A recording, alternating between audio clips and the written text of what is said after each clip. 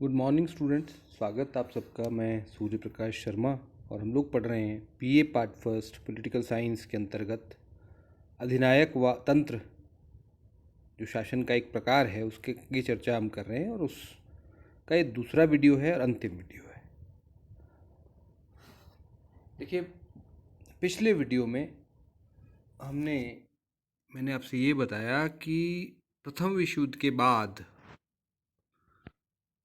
कुछ ऐसी परिस्थितियां उत्पन्न हुई विश्व में कि अधिनायक तंत्रीय शासन स्थापित हुए। इटली, जर्मनी में खासकर दो, और इसी तरह से रूस, जिसको सोवियत संघ कहा जाता था उस समय, उसमें भी दूसरे विश्व युद्ध के बाद के दौरान ही, बल्कि हम कहें कि जर्मनी और इटली की तानाशाहियाँ समाप्त हो गई, लेकिन उसकी जगह नई तानाशाही व्यवस्थाएं उत्पन्न हुई। सोवियत संघ की तानाशाही और मजबूत हुई और उसके अलावा स्पेन, पुर्तगाल और एशिया, अफ्रीका के कई सारे देशों में जो है तानाशाही व्यवस्थाएं यानी अधिनायक तंत्रीय शासन स्थापित हुए। इसमें हमने साथ में ये भी हमने देखा कि अधिनायक तंत्र होता क्या है, ये मैंने आपको बताया। और ये इसका सारांश ये है कि एक व्यक्ति का संविधान संविधान के ऊपर शासन नहीं हो, कही कि संविधान को एक तरफ रख देता है, ताक में उठा के रख देता है और वो अपनी मन मर्जी से शासन करता है। कभी कभार ये एक व्यक्ति के पीछे एक दल की शक्ति भी होती है और कभी वो स्वयं अपने स्तर पर एक सैनिक तानाशाह के रूप में काम करता है। ये चर्चा हमने कर ली थी। और उसके बाद हमने ये भी चर्चा की कि परंपरागत और आधुनिक तानाशाही की भी चर्चा हमने की कि तानाशाही एक पुरानी व्यवस्था है जो प्राचीन रोम में भी हमें देखने को मिलती है, जहाँ संकट काल का सामना करने के लिए संविधान के तहत डिक्टेटर की नियुक्ति की जाती थी। जैसे कि हमारे भारतीय संविधान में और अन्य संविधानों में भी इस प्रकार के प्रावधान हैं। तो उसको डिक्टेटर तो नाम नहीं देते, लेकिन हम अत्यधिक शक्तियाँ अपनी कार्यपालिका को उस समय दे देते हैं और संकट समाप्त होने के बाद सामान्य व्यवस्था फिर से बहाल हो जाती है। लेकिन ये आधुनिक तानाशाहियाँ हैं, ये उस प्रकार की संवैधानिक व्यवस्थाएं नहीं है, बल्कि ये गैर संवैधानिक व्यवस्थाएं, संविधान के बाहर हैं। अब हम बात करते हैं अधिनायक तंत्रों के जो दो प्रकार मैंने आपको बताए, सर्वाधिकारवादी और स्वेच्छाचारी। सबसे पहले बात करते हैं सर्वाधिकारवादी। सर्वाधिकारवादी किसको कहते हैं? सर्वाधिकार देखिए बड़ा स्पष्ट है। सर्व अधिकारवाद यानी जो जीवन के सभी पहलुओं को नियंत्रित करता हो। जैसे सोवियत संघ में जो था शासन, साम्यवादी शासन था, और वर्तमान में चीन में जो शासन हमें दिखाई पड़ता है वो सर्वाधिकारवादी या टोटलिटेरियन फॉर्म ऑफ डिक्टेटरशिप है, जिसमें जीवन के सभी पहलू हैं, चाहे वो संस्कृति है, चाहे धर्म है, चाहे शिक्षा है, सब वो राज्य नियंत्रित करता है अपनी इच्छा अनुसार। ये पहली विशेषता इसकी है। दूसरी बात, इसमें एक ही राजनीतिक दल का अस्तित्व होता है। जैसे आप देखिए, चाइना और सोवियत संघ की बात करें तो कम्युनिस्ट पार्टी है वहाँ पर। इसी तरह से अगर हिटलर की बात, जर्मनी की बात करते हैं, वहाँ पर नात्सी पार्टी थी, इटली में फांसीवादी पार्टी थी मुसोलिनी की। तो एक दल का शासन ये होता है। तीसरी बात ये है कि विचारधारा का सैद्धांतिक आधार इसको प्राप्त होता है, विचारधारा से सपोर्ट मिलता है इसको, शासन को, तानाशाही को, और विचारधारा के नाम पर ये शासन चलता है। विचारधारा क्या होती है? एक सिद्धांत तैयार किया जाता है ताकि उन सिद्धांत के आधार पर कुछ कार्यों को जायज ठहराया जा सके, उचित ठहराया जा सके। वैसे परिभाषा के तौर पर अगर हम बात करें तो विचारधारा का मतलब होता है कार्योन्मुख विचारों का समुच्चय, आइडियाज या एक्शन ओरिएंटेड आइडियाज कहते हैं हम इनको। ऐसे विचार जो आपको कुछ कार्य करने के लिए प्रेरित करें। नेक्स्ट, न्यायपालिका तथा प्रेस पर शासन का नियंत्रण होता है, पूरा नियंत्रण होता है, जिसको सेंसरशिप कहते हैं। कोई भी खबर उसके खिलाफ नहीं छापी जा सकती, सरकार के नियंत्रण में होती है प्रेस।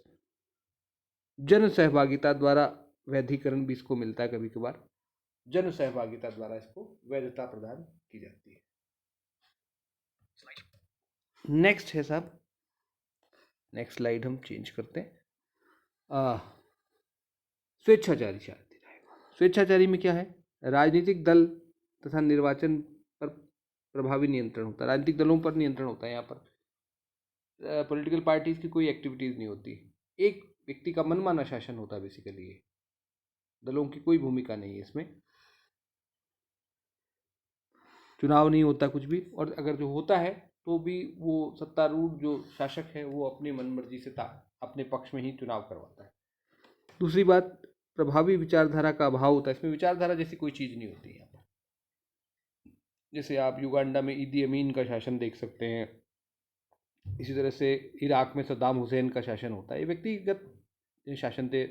लीबिया गद्दाफी का शासन था, इस प्रकार के शासन थे। इसी तरह से आज्ञा पालन के लिए बल प्रयोग पर आधारित होता है ये, क्योंकि इसमें विचारधारा का सपोर्ट नहीं मिलता है, तो आज्ञा पालन के लिए एक ही रास्ता रह जाता है, वो है बल प्रयोग। नेक्स्ट है नागरिक स्वतंत्रताएं, प्रेस तथा न्यायपालिका पर नियंत्रण।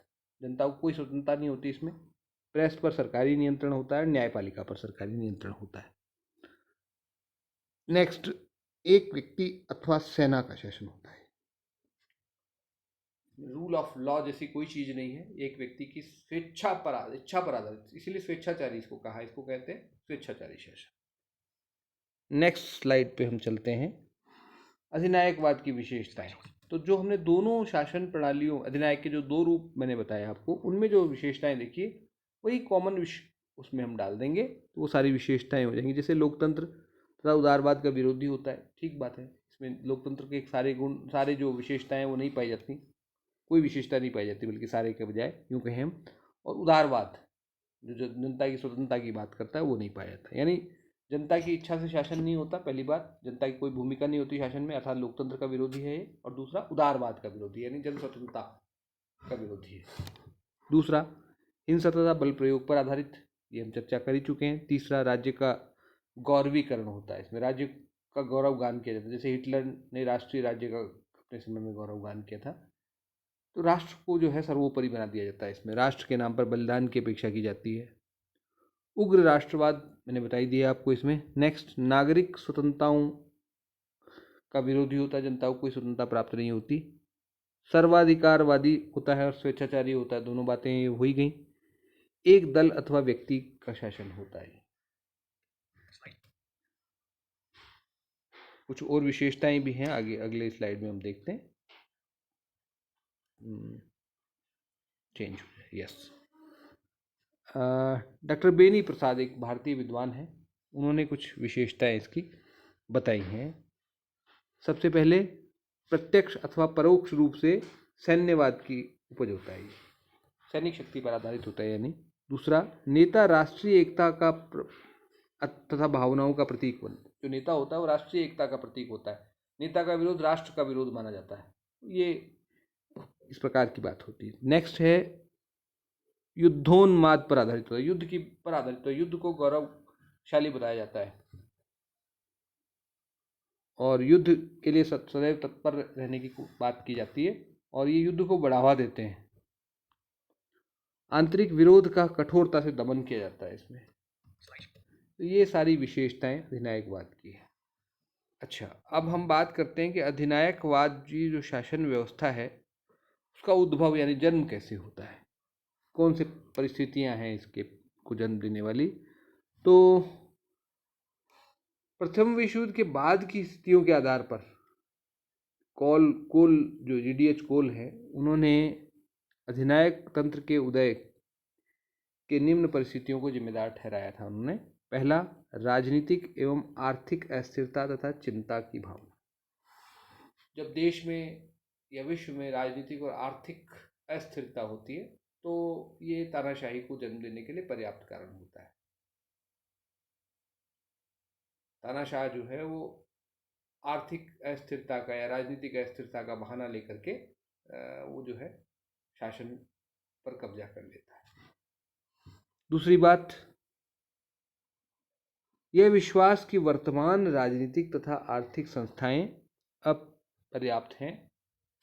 कई बार ऐसा भी होता है कि जनता ये सोचने लगती है, जनता के मन में भी ये विचार आता है कि जैसे भ्रष्टाचार को राजनीतिक भ्रष्टाचार को देख करके या राजनेताओं की कार्यप्रणाली को देख करके जनता को ये लगने लगता है कि ये जो व्यवस्था है ये ठीक नहीं है और कोई दूसरी व्यवस्था आनी चाहिए। इस चीज़ का लाभ उठाता है जो तानाशाह होता है वो, और इस भावना, जनता की इस भावना के आधार पर वो सत्ता जो है अपने हाथ में ले लेता है। तीसरी बात, संभ्रांत वर्ग में असुरक्षा का भाव होता है। कई बार संभ्रांत वर्ग जो समाज का है उसको कई ये लगने लगता है कई बार कि वर्तमान व्यवस्था जो चल रही है उसमें उसे नुकसान पहुंचाया जा सकता है। ऐसे में वो अपने आप को बचाने के लिए एक क्रांति करता है और सत्ता जो है अपने हाथ में लेता है। एक परिस्थिति ये होती है कि साम्यवाद जैसी जो विचारधारा है वो भी एक बड़ा कारण है, या उनके भय के नाम पर तानाशाही स्थापित की जाती है। जैसे हिटलर वगैरह ने जो किया था वो साम्यवाद के भय के नाम पर उन्होंने तानाशाही व्यवस्था स्थापित की थी। कई बार राष्ट्रीय अपमान का बदला लेने के लिए भी एक नेता जो है वो राष्ट्र का गौरव गान करके जनता को अपने पीछे खड़ा कर लेता है और वो तानाशाही व्यवस्था स्थापित कर लेता है। तो ये कई सारे कारण होते हैं, यानी अलग अलग परिस्थितियों में अलग अलग कारण होते हैं। कई बार इतिहास भी एक प्रकार कारण होता है। जैसे पाकिस्तान को अगर लें तो वहाँ पर ये एक विचार बन गया है कि शक्ति के बल पर ही काम हो सकता है। जैसे पाकिस्तान का निर्माण ही हमको पता है कि शक्ति के द्वारा हुआ है।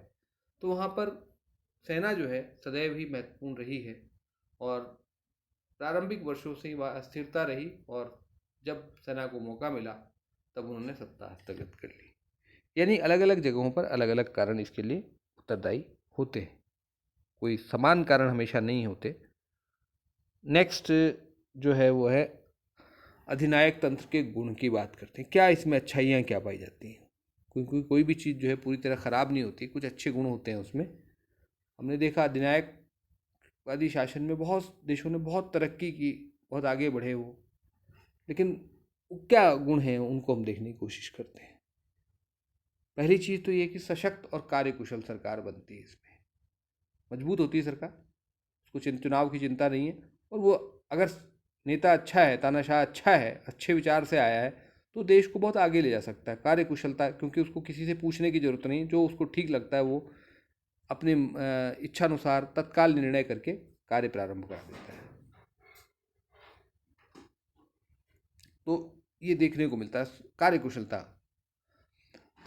उसके नुकसान बहुत सारे हो सकते हैं, उनकी बात बाद में करेंगे, लेकिन एक अच्छा गुण इसका होता है कार्यकुशलता और मजबूत सरकार। हमारे यहाँ भी कहा जाता है जबकि देश में 1975 में आपातकाल लागू हुआ तो उस समय जो है ट्रेनें वगैरह बहुत टाइम से चलने लगी थी और ऑफिसेज में ठीक से काम होने लगा था।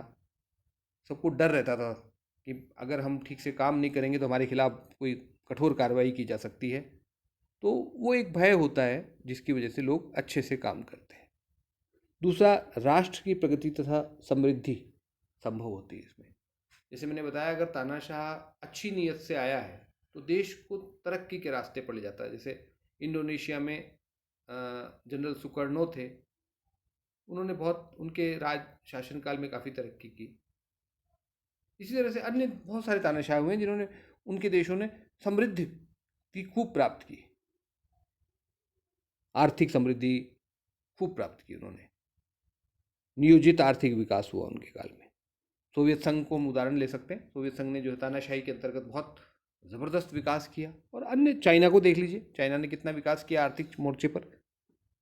योग्यता के सिद्धांत पर आधारित होता है। तीसरी बात, ये योग्यता पर बल देता है।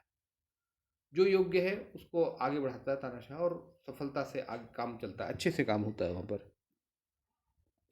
उसको चुनाव की चिंता नहीं है, जो योग्य होगा उसको आगे बढ़ने का मौका मिलता है।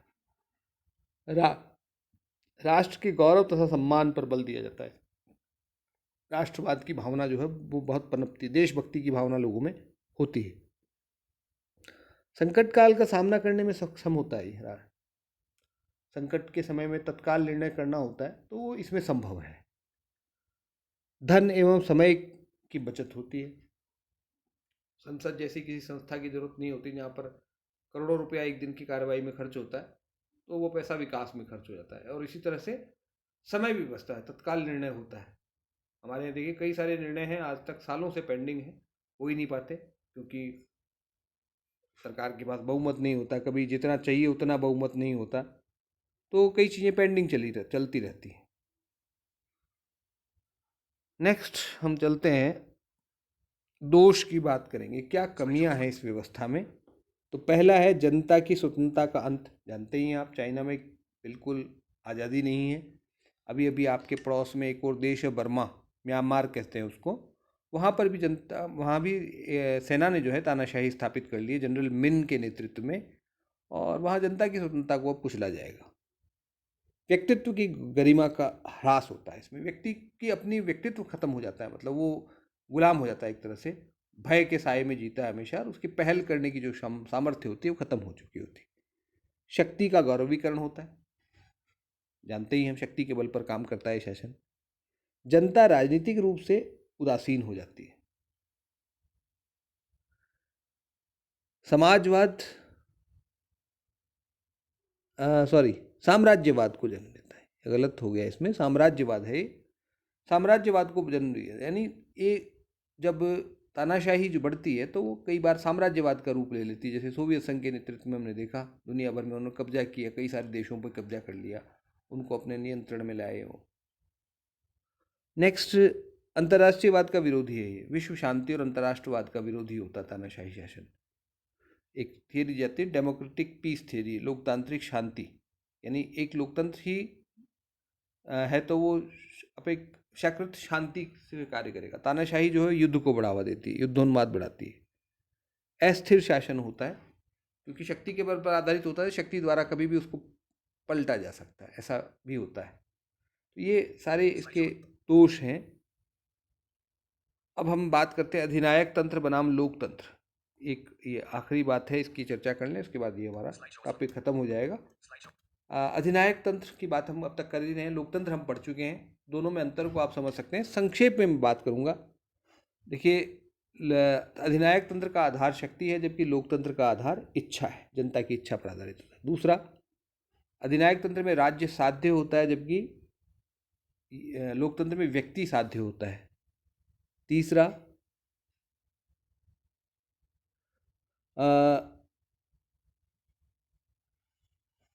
ये जो है शासन जो है आज्ञा पालन और दमन पर आधारित होता है, जबकि ये लोकतंत्र जो है वो स्वतंत्रता, समानता और बंधुत्व पर आधारित होता है।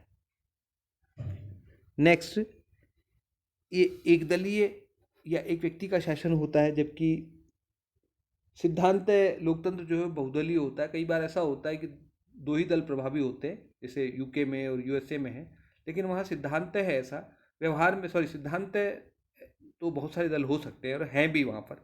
अमेरिका में भी 4-5 दल हैं, दो जो रिपब्लिकन और डेमोक्रेटिक पार्टी के अलावा भी 2-3 दल हैं वहाँ पर, जैसे ग्रीन पार्टी है और लिबर्टेरियन पार्टी है, लेकिन वो कमज़ोर पार्टियाँ हैं। ऐसे ही यूके में भी जो दो मुख्य पार्टियाँ हैं, कंजर्वेटिव और लेबर पार्टी, उसके अलावा भी पार्टियाँ हैं वहाँ पर, लेकिन वो ज़्यादा प्रभावी नहीं हैं।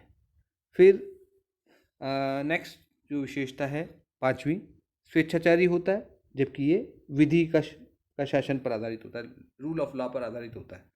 स्वेच्छाचारी यानी व्यक्ति की इच्छा पर आधारित, और विधि का शासन यानी कानून की इच्छा पर आधारित। नेक्स्ट, इसमें प्रतिबद्ध प्रेस होती है, यानी सरकार से प्रतिबद्ध होती है, कमिटेड होती है प्रेस, जबकि लोकतंत्र में स्वतंत्र प्रेस होती है।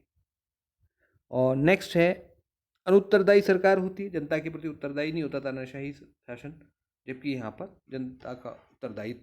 जनता के प्रति उत्तरदायी होती है सरकार। तो ये है आपका अधिनायक तंत्रीय शासन, और लोकतंत्र के साथ हमने तुलना भी की।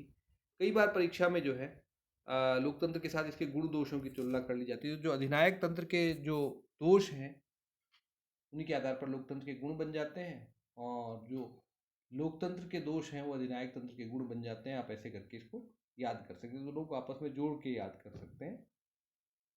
तो उम्मीद है आपको बात समझ में आई होगी। कोई कठिनाई हो तो आप मुझे मैसेज भेज सकते हैं व्हाट्सएप पर, या फिर कमेंट सेक्शन में अपना प्रश्न छोड़ सकते हैं।